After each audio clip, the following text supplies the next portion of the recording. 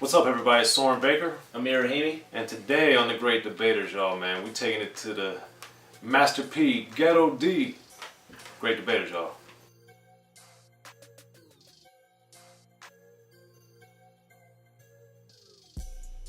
Alright, everybody, so Master P, in my opinion, and I'd say, if examined truthfully, is one of the most significant people in rap history. He changed the way rap was made, distributed, consumed on many, many, many levels. I talk about that a lot in my book, The History of Gangster Rap. Make sure to pick that up if you haven't already. But for today, what we're here to talk about is the best song with a feature, which is almost every song, but the best song with a feature on Master P's super breakthrough album, Ghetto D, which dropped in '97. So this album, first of all, is amazing. I think far and away is the best Master P album, but then may also be far and away the best No Limit album. But as far as the topic at hand, let's get into some of these collaborations. So Amir and I are going to discuss, we're going to go back and forth with three of our favorite each, and there may be some overlap here, so we'll see how it goes. But I have three in my mind, and Amir has three in his mind. So Amir, let's start off with one of yours. What you got? How do you start off an album so well? Let me ask you that. Ghetto D, title track, first song. And to my recollection, is the first song that actually detailed how to make crack. I had never heard that before. I'd never heard that on a song. I'd seen people do it. I'd seen people talk about it, but I'd never heard it detailed in an actual song. And I'm happy you say that because I was literally about to say, how did C Murder get away with that in his first verse? Well, that was, okay, when I first put the CD on and I heard the intro and I heard the Eric B. and Rakim, Eric B. is like present, this. And then they changed it to crack, I was like, this has to be a joke. I rewinded it and then I heard the beat come in and I was like, holy shit. Right. This is like amazing. And then C Murder details how to like make crack, which I thought was just nuts. And then Silk comes in, and I actually thought this was one of his better performances on the album, Silk. And then we get the tail end of it, we get Master P, and I thought he did just so well, just detailing like the rules of crack, and I don't know if it was influenced by Notorious B.I.G.'s 10 Crack Commandments or not, because they also dropped in the same year. But I just thought that was just like amazing, and just this beat, the sample, just like the comedic element to it, even if I don't know if it was intended to be like that. It was just like, are you serious? To start off an album that strong, and he knows, and you guys know by now how much I love opening songs and how strong they open. It needs to be a memorable intro to the album, and exactly. Ghetto D is one of them. And that's also one of my picks. I just felt like I couldn't believe that a song was made about making crack. I couldn't believe that a song about making crack sampled Eric B. and Rakim, of all people. And then I couldn't believe, I liked Master P and No Limit's music prior to this album, but to see the exponential growth that I felt creatively on this album, and sonically and execution wise, I just felt it was so much better than everything that had come before it on No Limit, that I was just blown away after the first track. And Ghetto D, man, it's a phenomenal song. So that's one of my picks, one of Amir's picks. What's another one you got?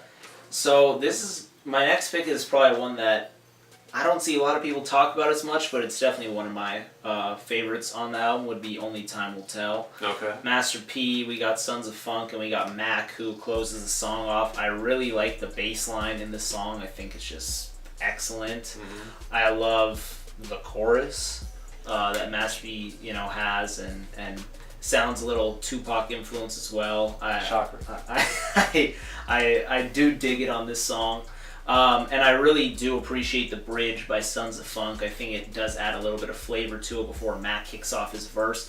I think Mac does just such a great job on this song to close it off. I was very impressed. It's one of the first Mac features I had heard. So it was basically my introduction to him, and I just thought he did excellent. You were shell-shocked. I wish I would, exactly.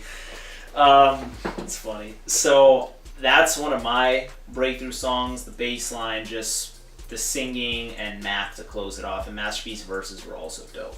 Yeah, it's another great song. It's not one of my 3 picks, but I do believe that most of the songs on Ghetto D I think are great, and that's one of the ones. And I think too, the thing about Master P and his numerous artists is that I think when they did do a good job, I don't think people really paid attention to that. And Mac, for those that know his story and know about what happened to him soon after No Limit really exploded and after he came out, is like Mac is a great rapper and has a lot of great songs, very in-depth. Shout out D1. I know you were representing for Mac, but I really think that it's unfortunate what's going on with Mac, and I'm glad to see that someone other than me is a fan of him. So thank you for that, Amir. So as for my second one, I'm gonna have to say, let's get 'em.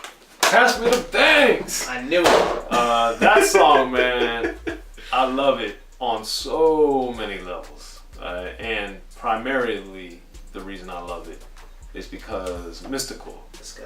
one of my favorite rappers of all time, Young Mystical, he's so amazing on this song. And I remember thinking too, Amir likes the albums that start off strong. You go with Ghetto D, and then you go with Let's Get 'Em. Back to back to start off an album. And I loved Mystical before he was with No Limit.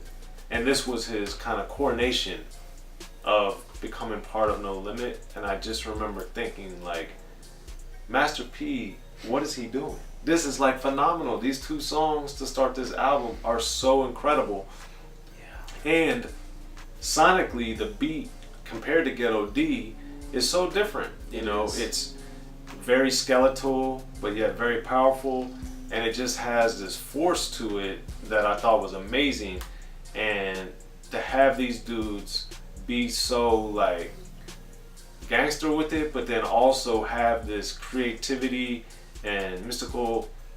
I never felt this way, but I heard other people say it, and maybe I could see it on this song. He brought that kind of old dirty bastardish energy, which I thought was like astounding. And I just love this song it's just amazing to me. No, it's amazing, and it gets you freaking pumped, man. Yeah, it does. So what's your third pick, Amir? So that one was actually close. That's definitely in the top 5. Okay. Third pick. It has to be Make 'Em Say Okay. It has to be. The intro from Rappin' Forte, the call, the impersonator saying all weird and inaccurately. The No Limit family on this one. We got Master P, we got Mia X, we got Silk, Fiend, and Mystical to anchor it home. I just thought was incredible. We have the iconic chorus. And another thing too, also I do love the music video with the tank and the basketball court, and we have celebrities in there. Where everyone's dunking on. Yeah. We got Shaq in there. And this song also, to see it, I didn't see it live, but to see videos of it live is just so awesome to see the camp on there and just doing the song. That's one of the songs that I can wish that I would have been able to see live. I can just imagine how awesome that would be. Yeah, I got to see him perform it a few times. It was awesome. Yeah. Only a few times, but every time I did, it definitely was one of those moments where you're like, man, you're seeing something special. Yep, and one of the videos I'm talking about in particular, just how Mystical just comes out, and where he has the part in his verse where he's saying like, P there, she there, me there, blah, blah, and he's just going, oh my god, I'm just like, this guy, the way he can switch up the flow and just go very aggressively, and just the way his voice is. And that's not to discredit anyone else. Mia X had a terrific verse. They Absolutely. all did quite well. So this song is just such a great example of what a posse cut should sound like, in my opinion. Absolutely. Amazing. That was my third pick. I was kind of going, if those of you who are familiar with the album, I was going in the sequence of the album for my picks. But, as Amir and I know, the tricky thing is if you have an original version of the album, it's Make Say is the name of the song. it's a misprint. But then on subsequent versions, it's Make 'Em Say which is what people know it as. But that song has such a great energy, and it has something that Master P really revolutionized. And as I mentioned earlier, I talk about this in my book, The History of Gangster Rap, but I think it's important because P really made gangster rap danceable. He made it up-tempo and made it fun and exciting sonically to where it brought a different element and energy to it, whereas, of course, with Above the Law, after the bomb squaddiness of the NWA and Eazy-E stuff, that you really got into it being slow with Above the Law, with Dr. Dre, with Snoop Dogg, and these songs that were so iconic were much slower. And then Master P came and changed it and made it faster again. And that, to me, I think is a huge thing. And Make 'Em Say was the catalyst for that, because the song was just ubiquitous in 97 and 98 and really transformed Master P's career and the whole No Limit movement. So, of these three songs, Amir, what's your pick? The one that I think is the best is Make 'Em Say Okay. For reasons I just detailed. My most played song, not the one I think is the most best, but my most played song, just fun fact, would be Only Time Will Tell. Okay. Well, my favorite and best song is both Make 'Em Say as just detailed, but I think it's really amazing that you have a song which is, it to me is rare, but it happens, but to have a song on a huge album like this that's hugely commercially successful, but then also musically, creatively so good that the most popular song is probably the best song.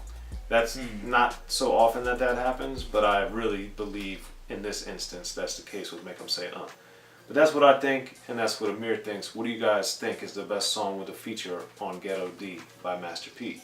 Hit us up in the comments section, and be sure to like, subscribe, and share on Unique Access and on Rappin' And Snackin. Hit us up, y'all. I'm Soren Baker. Amir Rahimi. The great debaters, y'all. Master P, Ghetto D. Be sure to check out The History of Gangster Rap by Soren Baker. He's official. History of Gangster Rap features exclusive interviews with Ice-T, Snoop Dogg, MC Ren, the DOC, and dozens of others. The History of Gangster Rap, a definitive look at how Los Angeles changed rap forever. In Los Angeles, the streets definitely set the tone of the hip-hop music. At 19, I got a $50,000 car. My whole angle always was, I'll be street, but I will always tell you the horrors that go along with this life. There will be penalties and casualties for just wearing the wrong color in somebody's neighborhood. And once gangster rap made it from the streets to the TV, the genre exploded. What's that 5 on your TV back with NWA? Yo MTV, it just catapulted us from being local heroes to national gangbang rappers. The History of Gangster Rap discusses it all from 1980 up till today. It's always gonna be shit happening in the streets. You know what I mean? So it's always gonna be something to talk about. The History of Gangster Rap in stores now.